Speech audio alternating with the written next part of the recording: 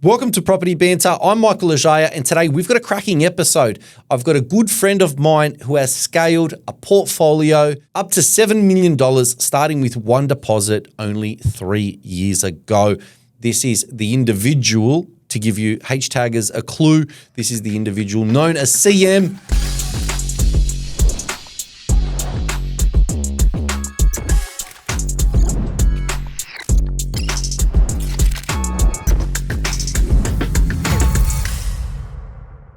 Chaitanya Manam, thank you for joining us. I finally got that long introduction. Actually, the people at home won't know because we probably cut it, but I think there was 20 takes there.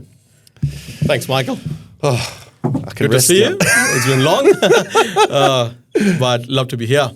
It is. It's good. It's good. Very, very excited to have you here and to talk about everything. We've got a couple of podcasts we're doing today, but in this one, we're talking about the scaling of your portfolio and your journey, right? So for those that don't know, you and I are very good friends, and we happen to do data sets together on Zoom. Or you prefer Teams, but and obviously we love property, we love data, we love investing. We've seen some amazing purchases by yourself, and we're just talking about that one now, the Red Lynch one. That's made $300,000 in the last 12 months. And we're talking about, how you and I have a little cheat sheet that we use on our data and the way in which we view it. I've merged a little bit of mine with yours as well, because mine didn't really include the particular scoring of the ERSAD that you used. But now I use that alongside my little cheat sheet. And together we've got that same sort of mindset on what we like to look for in a data set and what constitutes a good area. And we tend to agree a fair bit. And I wanted to share with everyone at home how, and you might not like me talking it up, but mate, you're just a migrant from, overseas. When did you come to Australia? What year? 2019. 2019, right? And your first property investment? 21. That's right? Primary place of residence. Primary place. But my investments started late 2022. 2022. So there you go. So 3 years, you've built a $7 million portfolio. You're still continuing the build, and it's an amazing journey. So no, thank you for joining us today. And for those in hTag, that's the face to the name. That when we always comment CM, they now know who you are. Thanks, bro. Thank you. I think just grateful for everything. And it's been an amazing journey. Yeah. I think the platform and community that we had there was really helpful. Like people like you and all, I would have never met otherwise. Because I'm not connected to real estate. I'm not buyer's agent or I never used one. Yeah. But I think working together with the like-minded people who are passionate about something was truly amazing. And I think definitely learned a lot from you, speaking to you over the last couple of years. I think we share a lot of stories and a lot of banter outside of this, of course, where we try to talk about property. And probably we have very contrarian views of how we look at property, probably compared to the herd, I would say. Probably that differentiates how you actually invest and how you can grow your portfolio, probably with not so much complexity that, you can simplify really how you can do it yourself. Or if can't, you can always talk to people like you who are really good at what they do. So it's, as I said, it's been an amazing journey. I'm truly grateful for what we've done in the last few years and continue to do. 100%. And we have an amazing community there, at hTag. And I think hTag really highlights. Okay, let's firstly backtrack a little bit. hTag wasn't around when I started, and I had my own way of doing things and my own methodology and how I analyze data and so on, which has served me really, really well because I have a knack for it and I understand, where to buy and where I see value, right? And it's always been about value. Yep. Life's always going to be about getting value, right? Yep. Value for money. It doesn't matter whether you're buying a car, you're buying a house, you're buying investment property, whatever you're doing. You're always looking for the best deal. You're shopping on Boxing Day sales, right? It's about getting value. So that doesn't change. But the hTag community has brought together some amazing people. I think it really highlights the fact that you can just be part of the community and learn from successful investors. I mean, you've been analyzing data, you've been learning from Mattia, you and I, you've been learning plenty from me, I've been learning from you, and we are all always progressing. I feel that a lot of Australians are out there paying a fortune for certain mentoring or courses that might not necessarily be necessary when you can literally just have a hTag subscription, meet great people, and use good buyers agents in the game. You can quickly elevate your portfolio. You don't really need to pay the money for a course. I mean, you didn't start out paying the money for a course. So, I was about to be honest. Luckily, I think I stumbled upon hTag. Yeah. And for me, it's always about, if someone can do it, why can't you do it? Yeah. What is that you have to learn? What are the fundamentals? it's always about understanding why a particular market could move rather than just going with the flow. Probably I started going with the herd as well, but the moment you are in, once you start to find your way, you are kind of come to a point where you understand, okay, what you look for, and what is your ideal buy. Yeah. And everyone's ideal buy could be different, right? So I have my own methodology, as I say, and probably people in hTag could understand because I kind of say this every time, like I got a specific metrics that I look for and I'm very particular about it. I usually don't go beyond those metrics. But for a lot of people at home, let's talk about that. There's when you run data sets, there's an infinite amount of ways Yes. that you can get so many different outcomes. Yep. With just a fraction of a change Simple of a metric, changes, right? yes. So it's very, very unique, and having that strong basis for understanding what's going to perform. Once you've got that, what is it? Code, the cheat sheet, the understanding, you can know, right? Just like we takes knew. 5 minutes, to be honest. Yeah. To talk about. No, that's what I'm saying. Once you master something, it takes 5 minutes for you to kind of analyze why something could be a good area. Yeah. Right. So you called out Darwin. Probably we both are talking about Darwin for a year now almost, because we spoke about it late last year. Yep. I actually purchased just for yes. right. So the funny thing is, I purchased this in Feb. Yes. My finance failed, whatever. Then the same property went back to market, 40,000 more than what I was paying. But I put a condition: I'll come back in 10 days, get my finance sorted. The contract still holds. I have it in writing. Yeah. So lucky me, I was able to hold that property. Yeah.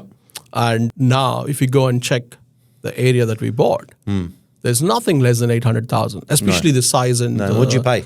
I paid 680, but I bought a 600 square meter block, 422, very new. Yeah. Rents for around 780 today. But the funny thing is, I gave it back to the owners to actually stay in the house. Yeah, the old rent back. They rent back, and I had a longer settlement. By the time I settled, you got like 100 grand equity. Yeah. Just between purchase and your settlement. Yeah. Right. So That's why I'm never against long settlements, especially in rising markets. absolutely, you can take it. Yeah. Every property in the current interest rate market is going to be negative, some sort of negative. There's no pure 100% positive cash flow, especially when you're going and buying at 105. Except Darwin. Even there, right? If you're going with like what I do, usually I go 105%. Like I take everything loan, right? So equity plus everything is just purely repayments. So at 105%, it's not easy to be positive cash flow. No. But you need to be Not close today. to where you're neutral, if not something that you can manage. Yeah. Otherwise, there's no way you can scale a portfolio quicker, right? So this is a key metric. People don't think long term. Like if you really want to achieve something, you need to start with your end result. So what's your end result? How much money you want to have so that you can work backwards. Okay, I need to reach there quick. My base should be this much. In order for you to accelerate that, so the best way possible to reach there is, and the quickest way to reach there is by having one close to neutral cash flow, if not positive, which is always not the case. Yeah. But if you are close to that, great. Second, you need to understand, what's happening with your structures and how you set up your portfolio, how you set it up, because after a point, you can't borrow, right? So how do you keep that open? So you need to find a way. Yep. A lot of people don't understand it because we all just go and try to do our own things. I was the same, but luckily, it's funny though, for me, my mentor was my banker. All my loans are with one bank till now. I just started refinancing them, but everything with one bank. You made a friend with a banker because you're obviously giving him so much money. He tells me like, hey, you have to stop here. Every time I buy, I actually ask him like, how much I can borrow now. I settle today, I call him, say thank you, and then I ask him, okay, where do we go next? Yeah. How much I have? Yeah. And then I go start finding my own things, right? So that's how I scale. Literally every single settlement, thank you, and then ask, what can I do next? Yeah. How much can I? So for those at home now, let's break it down a little bit. So going again quickly has been, because you're up to what, 7 properties now? 8? Yep, 7. 8. So 7 properties and you're pretty much just buying and then you're ready to go again straight away. Yeah. Now you're doing that because you're buying in areas with good data. Yep. You're buying in areas where there's a lot of market pressure. There's a real lack of supply. There's high demand. There's strong affordability right? So you're buying in areas where it is affordable still for the individual who lives there, works there, to be able to afford that property, right? Yep. So when you buy all that property has a quick uplift Yep. in a short amount of time, then you refinance that and you use that equity and you buy again. Yes. Yep. Yeah, we can talk about it, right? So for me, one most important metric probably people don't look at with that much of seriousness is the IRSAT score. Yeah. Which is for people who are not into this thing. It's about how affluent that particular suburb is. Yeah. I chose all my suburbs which are affluent. Yeah. That's my method. I start with the highest IRSAT score. Yeah. 10, if not 9, 8. That's where my cutoff Yeah. is. My tolerance actually ends at 7 max. I So made for everyone one. at home, 1 is the lowest IRSAT, 1 is Broadmeadows. One is Broadmeadows, 10 is Turek. Armadales, and 10 is Turek. But Yeah. it's not necessary that everything needs to be Turek. Right? So there's so many suburbs in Australia. And with just 2 metrics, you can shortlist your portfolio search to 5 suburbs in the country. Yeah. Just 2 metrics, nothing. Forget about your score. Price ranges Yeah. and everything, demand, supplies, whatever. You can forget about everything. If you really want to have a cheat code, this is my cheat code. Okay. Go for IRSAT and the affordability. Yeah. If you got the highest IRSAT and the highest affordability, that's it. That's my area. I just go in Yeah. and touch wood. Everything that I've been picking probably turned out to be winners. Could be luck, could be whatever people say, but there is a method to the madness, how I purchase. So for me, anything less than 30 to start with is where I start. Yeah. And 30 years to own, by the way. When I say less than 30 means any property that's less than 30 years to own.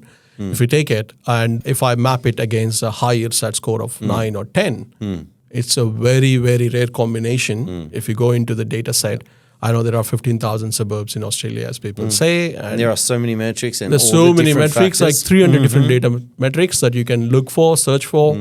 Yes, you can make money in different ways. As I said, might not be the best, but for me, this is what works. Yeah.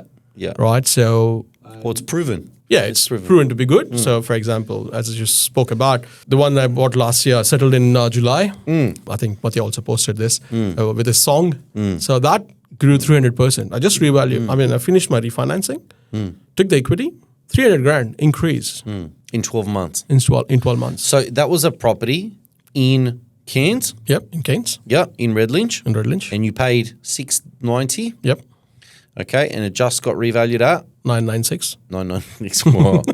So that's a very fast increase in 12 months. Yep. But that's not the typical, right? So the majority of Australians looking to get 10%, Yep. 15% growth in their properties per annum, or 20% or 25% in a boom market. Yep. That's definitely beaten 25. What's that as a percentage? 45%. 45% growth in 1 year. But the area didn't grow that much. This is the No, other thing, right? no. So the area, if you go and check for the metrics, the area would have grown 8 to 10%. Yeah. Realistically. Yeah. But again, this is about how you pick an asset when you're So purchasing. now we're not something. just talking about data set. Yeah. Now we're talking about combining data set with a good asset selection. Your intuition, your sometimes common sense, whatever it could be, you need to bring that in. This is where, whatever method can teach you, end of the day, you have your own intuition that you need to buy something. Sometimes we get into the FOMO and then try to go after what everyone is doing. This is what I always said. I would never buy a Werribee. I would never buy a Karamstan, for example. We can talk about this in detail probably later. Yeah. But because it doesn't fit my metrics, Yeah. it doesn't mean that it will not work for you. It might work for you in your own circumstances. But for me, my metrics are very strict. Yeah. Especially 2 things. Yeah. I would never, ever leave when I do my search is socioeconomics of the area and the affordability. Yeah. When I bought Redlinch, I think Redlinch is a 9 or a 10. I think 9. And the affordability was around 26. Yeah. 26 years to own. That's a very highly affordable area Yeah. for very highly affluent people. What does that say? Right? Yeah. That's like Yeah. a combination that you don't really find often. Yes. Because if you go Karamstan, for example, it could have an IRSAT score of 3. The affordability could be around 38 today. If you go and check the data set. Yeah. Right? So for me, it is not fitting into my metrics. That's why I don't go there. So similarly, for example, if you take any other my purchases, right? So I bought Greenwood, for example, in WA, where everyone was buying Armadales and Burnberries or whatever. Rockingham. Rockingham. Everyone made money, don't get me wrong. Yes. But for me, it's clean, it's consistent. I can keep the property forever. Because when I bought it for some 570. It's now worth 900,000. Yeah. This is 2023 to 2025, 2 years. Yeah. And the valuation is in a way stagnant for last 6 to 8 months because I had 860 valuation probably a year ago, right? So if you take that 1 year, what it did for me though is when the whole markets are moving, these areas gives you that instant equity because everything in that area is priced well above. And yes, they might not move at a pace that you might be expecting a 300 to become a 400. Yes, great. But for me, as I said, my own method is very different for me. I want to have a stable, something that I'm very confident of where, the people around, the community around is very important for me when I buy an asset. So that sounds to me, which I actually know, but that would sound to anyone at home, that would sound like an area which has a high ownership population to renters. So it would be the opposite of a Broadmeadows. That's your third data set. Yeah. That's I told you, I only use 5 to 6 metrics. So but it's natural that those areas with a high ERSAD score and high amount of affluence, those areas are predominantly owner-occupied areas. They're not your Logans. Nope. So those are going back to what we're talking, right? So if you take the renter-to-owner ratio of Greenwood, for example, when everyone's buying Armadale was like 40 to 50% renter-to-owner occupier. So which means predominantly investor-driven market. Yes. When all the East Coast people pull their money out, there's no way that property market would go up for a long, long time. And you have seen this before, right? So that's what data tells you, like Perth or any other markets that you've seen. This is what happens to those areas. Yeah. But here, when I bought this, the renter-to-owner ratio is around 12%, if I remember correctly. Probably it's very similar even now. Yeah. That's what it says. That means people who wants to live there, wants to buy the property there, own the property there. And not every day a owner would sell. It's sought after. And that's that key ingredient in supply demand. So instead of paying $450 in Armadale, I would go pay $570 or $600 even. Yeah. So you pay that a little bit more and you go to a better area. Yeah, peace of mind. I'm not someone who is hands-on. I have my own work, I have my own life, and I haven't seen any of my properties. I never did a single piece of work till date in any of my properties. Yeah. Right? So even a paint of coat, nothing. None of the properties are even painted till now. So it's simple, hands off, pick the data set. Yes, I might be a keyboard warrior, as you call it. I'm looking at... I use the terminology once. Yeah, exactly. You just keep clean hands. Yeah. Clean hands. Don't touch it. Because you're in IT. Yeah, I'm in IT, so I can't. I'm probably a lazy investor, right? You are, but it works, and it's different to how we were on renovating everything. Yeah, that's how it was back in the day. You would buy stuff and you'd renovate it to increase value and extract equity and go again. Yeah, and that's exactly what you did. You got your hands dirty, everyone. Well, eventually I worked out not to get my hands dirty because I'm more so a little bit like you. I don't want to do the work.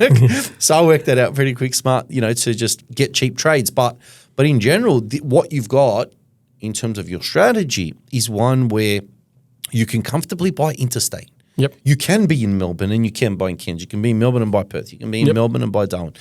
And it's not a worry because the property you're buying is not old. It doesn't need a renovation. It doesn't have problems. It's a good home in a family owner-occupied area, and it's a good family home, which means that perhaps some bad tenants haven't gotten to it, or it's not in need of renovations or repairs. I got old homes. It's not like I don't. I got few, like the Perth one I was talking about is 1978. So that's a little bit older. Little bit older, but I know your other ones are new. Shape. Yeah, the other ones are new, relatively. But still, as I said, it doesn't need work.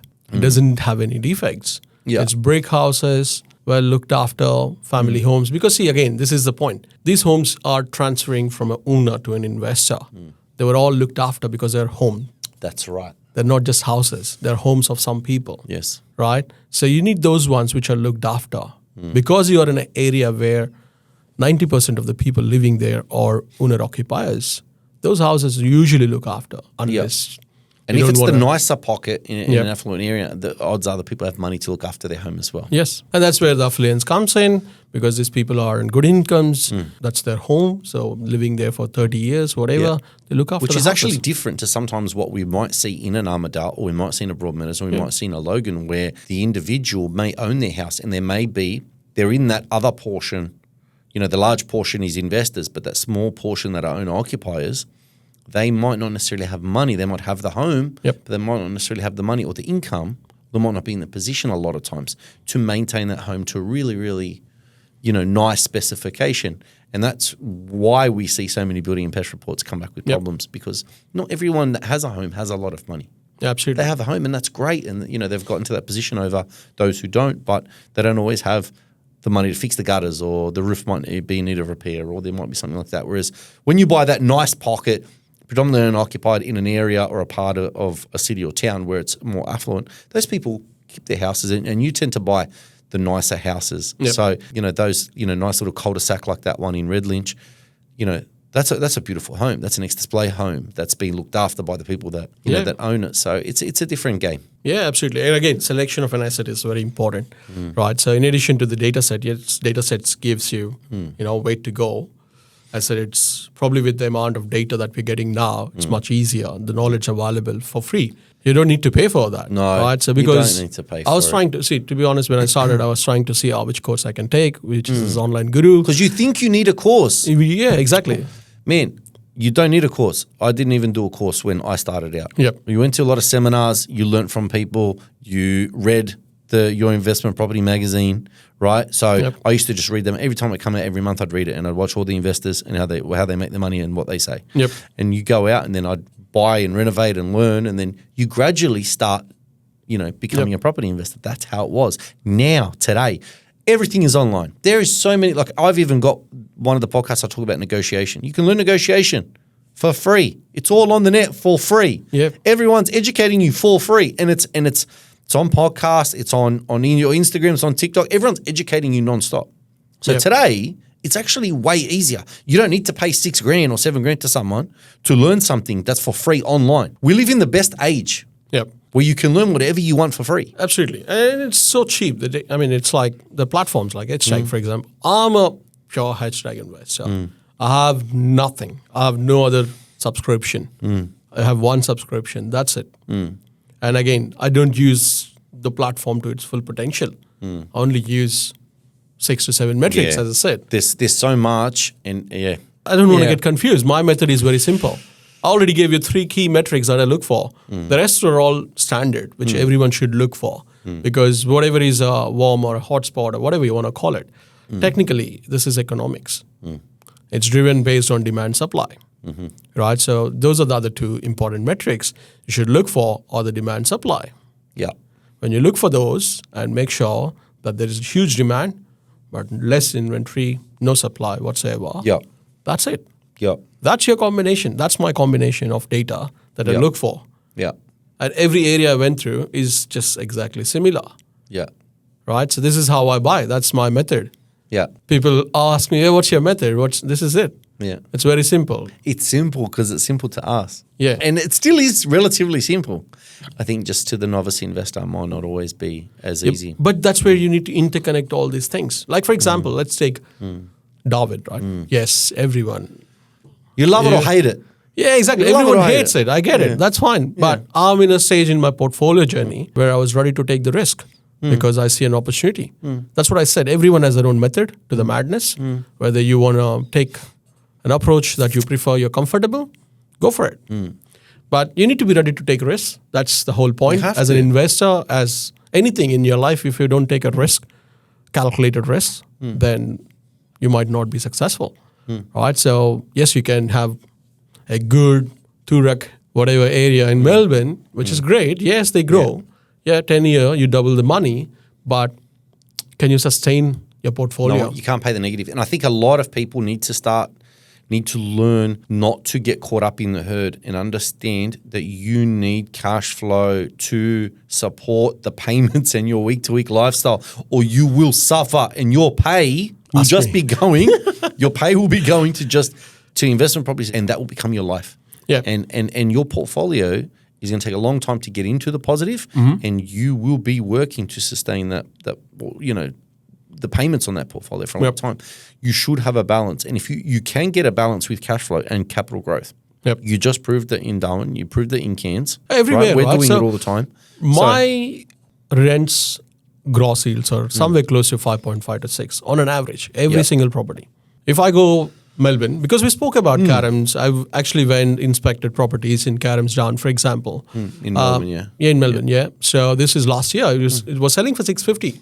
Think about it. I was negotiating for 620, to be honest. Yeah. Right, so it's like a 600 square meter land, 3-bedroom house, old house, but it needs a bit of work. I usually don't touch when you need some work, but still, what's the rent? 480 back then, 450, worst case. Yeah. So it never made sense to me. Yes, there are people who bought it. Yes, great. You might be selling those houses for 750 now, 100 grand. You're moving to 800 now. Yeah, moving to 800 now. Yes, you made money. I'm not saying you don't.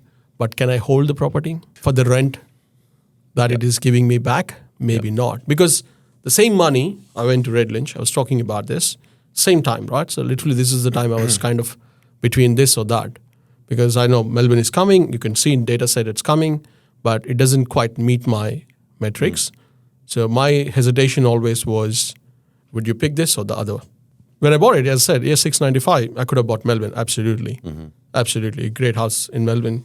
But I would have probably had 500 per week rent. Look at Red Lynch, how much it rents for. Yeah. $810 a week.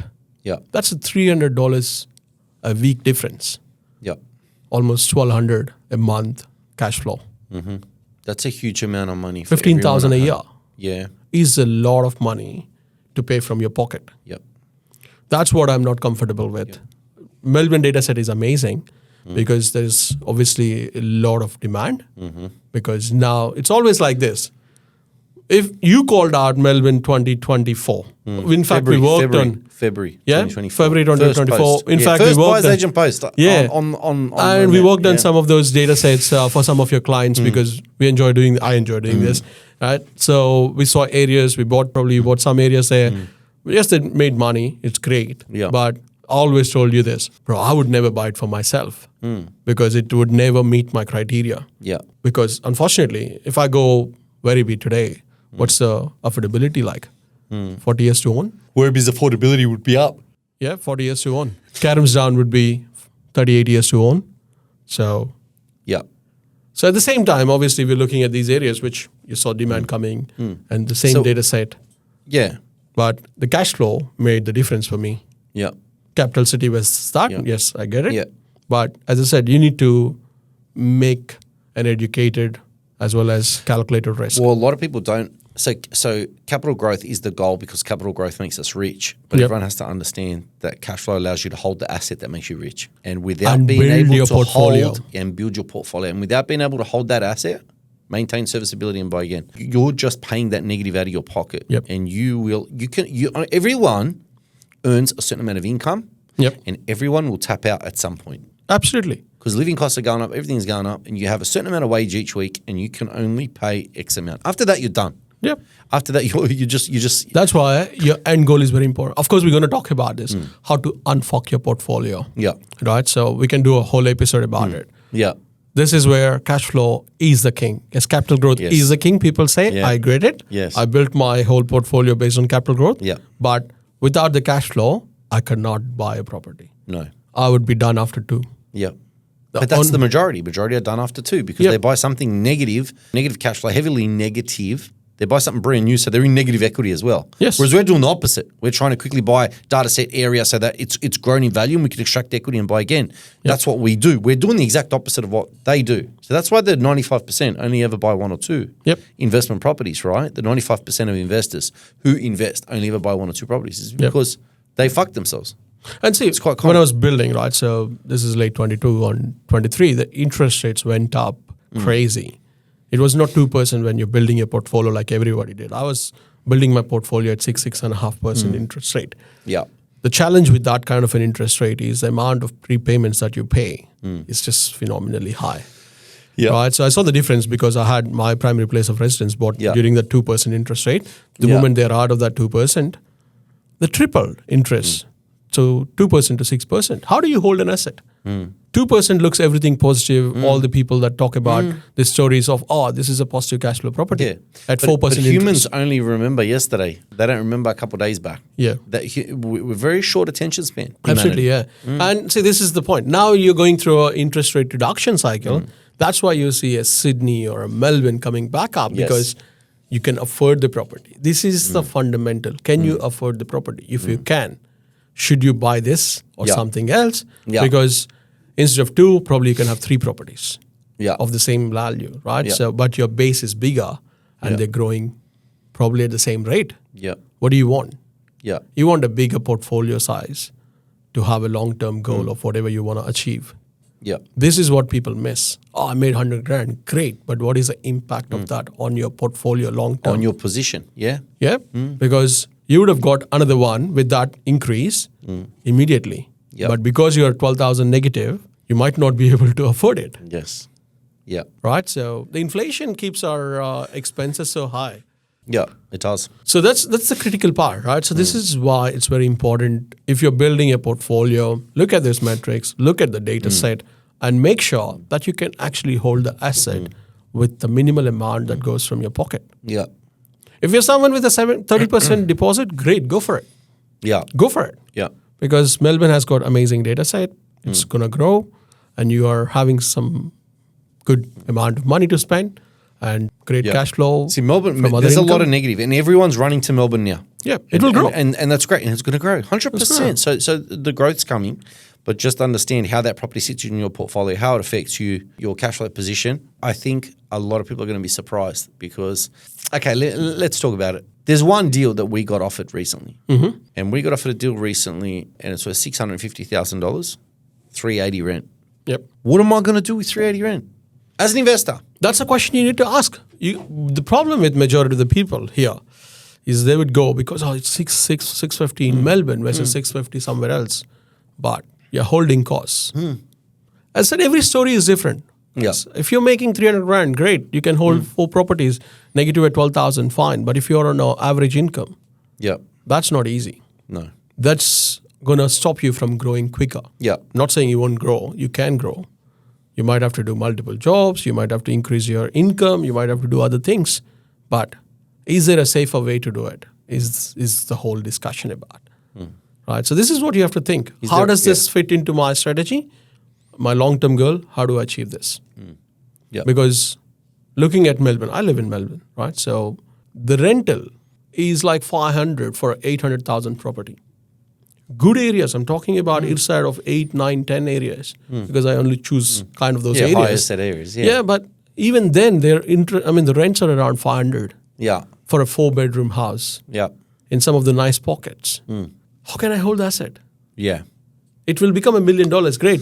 In 4 years, it will become $1 million. Yeah, but it's an unoccupied asset. Yeah. You can't put that in your portfolio. You just can't. Yeah, exactly. How does it help you individually is what you have to question.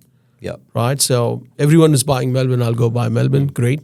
So people will pick the easiest What's funny option. is when you look at it, you could go buy Melbourne, and Melbourne's going really, really well in terms of capital growth right now. It's had pockets that have been stagnant for a while, but in general, I think Melbourne's finally arrived. We picked it, 18 months earlier when nobody, because by the way, Melbourne was what you'd make fun of or what you'd be like, nah, that's just, you wouldn't invest in Melbourne. Now they say that about Darwin, but Melbourne was the place that was like, oh, geez, I wouldn't invest in Melbourne. No. But now once you hear it a couple of times, couple of podcasts, But it's funny though, it's very important you said that because I follow all these online so-called gurus, right? They're making fun of Melbourne. They've been doing that for a while. Yeah. And now they're all there. Oh, we are our clients are buying here, right? Yeah. So it's funny. Yeah. The narrative can't change in 16 months or even less than that. It hasn't changed. What's changed is they're comfortable. Yeah. Okay. The data was the same. The writing was on the wall 18 months ago, and the writing's on the wall now that Melbourne is experiencing capital growth. We could see it because we understand data. We understand how the game works. They didn't. So they now have the confidence to go into those markets. And this is the thing. There's many people out there in our game, whether they're novice investors, intermediate, or even buyers agents, which we see commonly. These people don't have the foresight, the understanding of data to really know that this is the next area. They can't. They have to hear it from other people, and then they follow the herd. Just so I'm clear with everyone at home, the herd doesn't just pertain to mum and dad investors.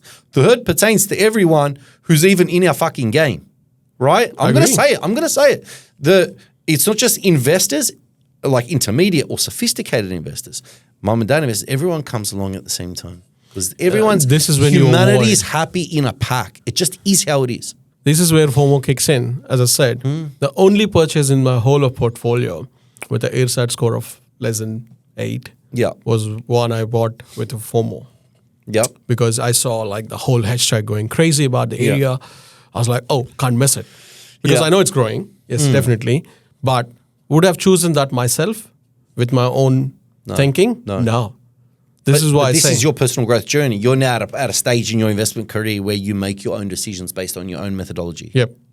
Combined with hTag and so on and everything you've learned. So you've got your own way now. Now you're comfortable. Now it's like, you're happy to be an early adopter to a market before anyone's even spoken about it, or even if everyone is against it. Yep. You're happy to go because now you're at a point in your career where you're comfortable with that. There's a lot of people Darwin, everyone laughed when I said Darwin. It's like, right. Remember, we spoke about this.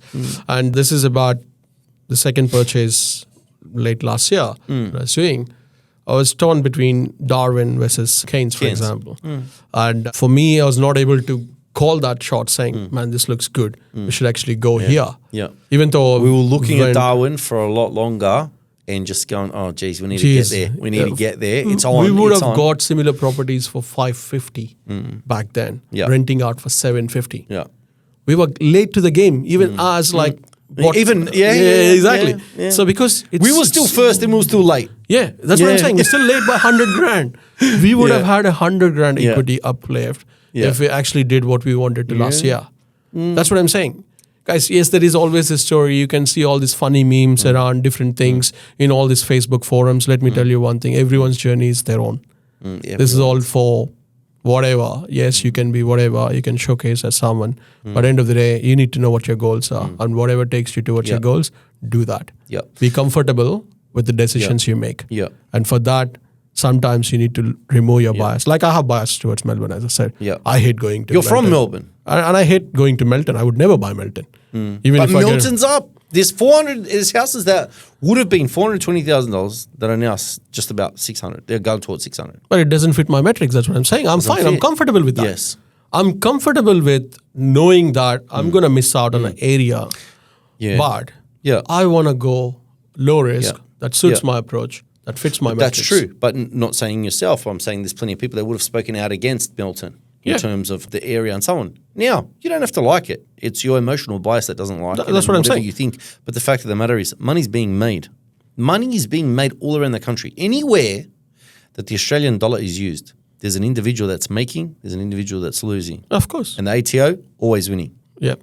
Okay? It's guaranteed. It's never going to change. So it's just a matter of what suits you, where do you want to go, how does it fit your portfolio, and you make your moves. As I said, be comfortable with the decisions you're making, right? So I'm comfortable not going for a Melton, Werribee, Karamstan. I'm comfortable with that. And I know that the whole... You can't buy everywhere. You can't buy it there. What I'm saying is, we know that there is going to be money made, but still you're comfortable with that is the key thing. That's what I'm trying to say. Avoid the FOMO. Because that's where you get in at the wrong entry point. Because by the time you realize there is a FOMO, the market has already moved. It has done what it is supposed to do. This is where the herd comes in. Yes, there is a bump, but that's going to stagnate for a long time. If I'm starting now, my areas that I would choose are very different. Quite contradictory again. Really? Yes. Give us a hotspot. Give us a hotspot. Give us a CM hotspot for anyone at home right now if they are at home and they've got Okay, so I'll give up an area. So because my properties are always 600, 650, right? So or 700 max. One area that fits CM's metrics, I'm not saying the best metrics. I'm just saying the metrics that fits into my qualification is Turguna in Albury. Okay? As I said, it's not the famous one or anything. But it's moving fast though. It is. It's actually moving fast. It's in my shortlist for a year. But you can't buy everything. You can't buy Right, so I'm not going to buy anything for a year or two at least because I got other plans that I want to look for. But if I had money, I would have definitely bought last year. Right, so that's an area. Yeah. Again, another contradictory suburb probably is Ballarat Central. Ballarat Central. Talk to us about Ballarat Central for everyone at home. You need to look at the data set because it fits into my metrics. As I said, the affordability is around 27. Yeah. It has an air side of 7 to 8. I don't remember exactly on top of my head, but it's about 7. Yeah. And as I told you, it's very rare to get a combination of those two that hasn't grown. Yeah. I know Ballarat went through a cycle of downturn, 30 to 40% over the last few years. The affordability in that area in 22 was around 38 to 40. It came down from 40 to now 28. Yeah. It has got very high ERSAT score. It's very central Ballarat and it's close to everything. It's like the CBD if you take, but the data set looks really good. There's a demand, there's no supply. That fits my metrics. Yeah. Nice. There's 2 hotspots. So Two Ballarat, hotspots, but they are CM hotspots. Yeah. Right. Yeah. They're probably not your popular hotspots that you might be hearing about, the Veribis or the Carams Downs or whatever, Broadmeadows, for example, where the online gurus are buying. Broadmeadows is up 150K. That's what I'm saying. Man. And everyone will sit there and pay out on Broadmeadows. Yep. It's no good. Yeah, but hang on, the colour of money is the same again. And if it suits your strategy, it suits what you want to buy. That's what I said. Everyone has a strategy. If you want to go with my strategy, this is my strategy. I want to be sitting there comfortably, not worrying too much about my property. Yeah. I don't even think about I have a property, right? So I don't even talk about it. 100%. So for me, this is what fits my criteria. As I said, I got some specific selection criteria. Yeah. This is what fits my strategy. No, awesome. Chaitanya, thank you so much for joining us. I appreciate Thanks, Michael. you joining us here in the new studio. Great chat. Thank you. Thank you. That was Chaitanya, CM, as he's known, joining us and talking about all things property. If you enjoyed this episode, please like, share, subscribe, and until next time, take care.